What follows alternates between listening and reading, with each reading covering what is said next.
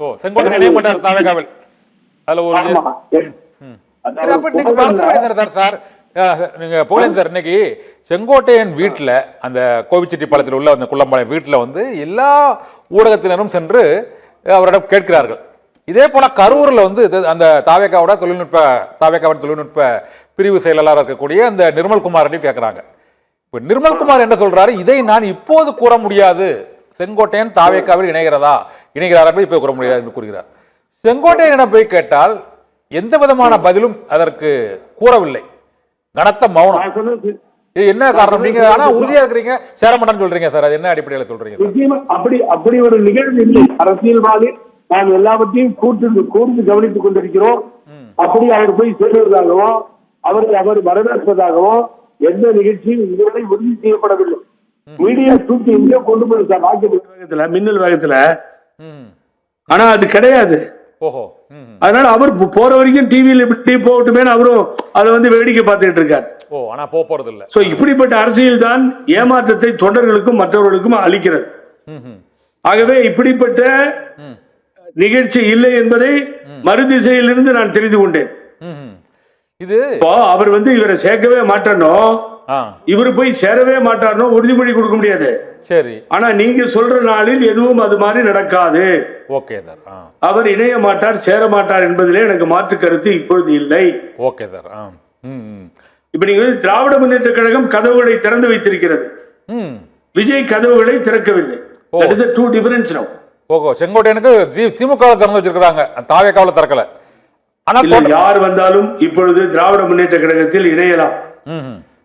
ஒண்ணு மனு போடவங்க வந்தவங்க வர சொல்றாங்க திமுக. இந்த டிசிஷன் எடுத்துதான் மனோஜ் பாண்டியன் உள்ளே போகிறார், அன்வர் ராஜா உள்ள போறார், மைத்ரேயன் போறார், லைனாக ஒவ்வொருத்தராக போயிட்டு இருக்க காட்சியை நாம் பார்க்கிறோம். அது போன்ற ஒரு நிலைப்பாட்டை விஜய் எடுக்க வேண்டும். எடுத்தாலும் நல்லது. அவருக்கு நிறைய ஆர்கனைசர்ஸ் கிடைப்பாங்க, தலைவர்கள் கிடைப்பாங்க. அந்த கட்சி ஓங்கி நிற்பதற்கு, பலம் பெறுவதற்கு அது பெரிய வாய்ப்பாக அமையும். ஏன்னா நேற்று போய் அவர் தலைவரை பத்தி காஞ்சிபுரத்தில் அவ்வளவு பேசுறாரு சார். தலைவருடைய புகழ் பாடுகிறார், அவருடைய பாட்டையெல்லாம் எடுத்து முன்னூறு உதாரணமா வைத்து பெரிய ஸ்பீச் கொடுக்கிறார். ரொம்ப அட்டகாசமா இருந்தது. தந்தை பெரியாரை பின்னாடி நிறுத்தி ஒரு தலைவர் பேசுகிறார் என்று சொன்னார்.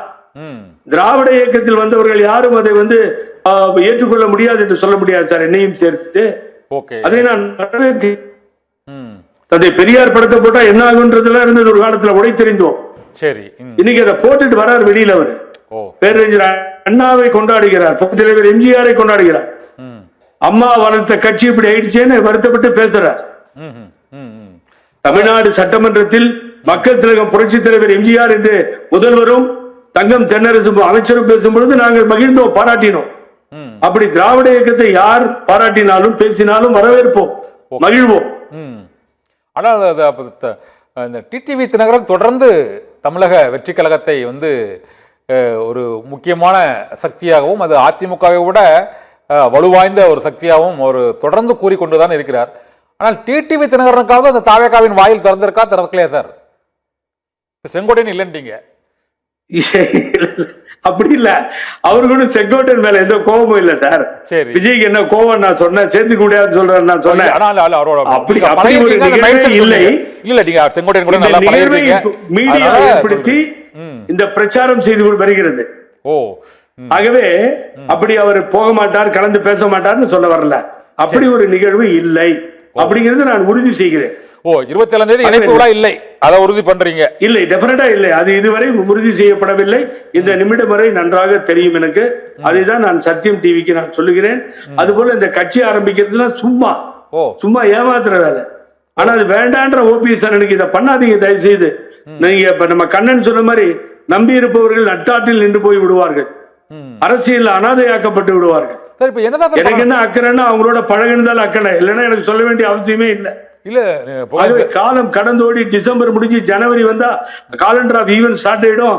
அப்புறம் போய் நீங்க எப்படி யார்கிட்ட பேசுவீங்க, எப்படி நடத்துவீங்க, யார் யார் வேட்பாளர் எப்படி சொல்லுவீங்க? இல்ல, இப்போ அவர் வந்து நீங்கள் கூறியது போல ஓபிஎஸ் அதை திட்டவட்டமாக அதை அறிவிக்கவில்லை, அதனால அது நடக்காதுன்னு சொல்றீங்க, அவ்வளவுதானே சார்?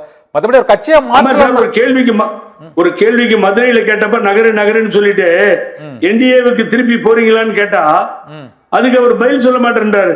ஓ, இன்னும் என்டிஏக்கு போக மாட்டேன், எங்க கட்சியினுடைய கழக ஆலோசகர் பண்ருட்டி ராமச்சந்திரன் சொல்லிட்டாருல அன்னைக்கு, அதான் முடிவு, நான் திரும்பி என்டிஏக்கெல்லாம் போக மாட்டேன்னு சொல்ல மாட்டேன்றாரு. ஓ, இன்னும் ஆசை இருக்கு அவருக்கு தேசிய ஜனநாயக கூட்டணிக்கு போறதுக்கு ஒரு ஆசை இருக்கு பிஜேபி கூட. அதுதான் அந்த அந்த ஆசை எண்ணங்கள் எல்லாம் இருக்கு சார். ஓஹோ, என்ன பண்ணுவீங்க?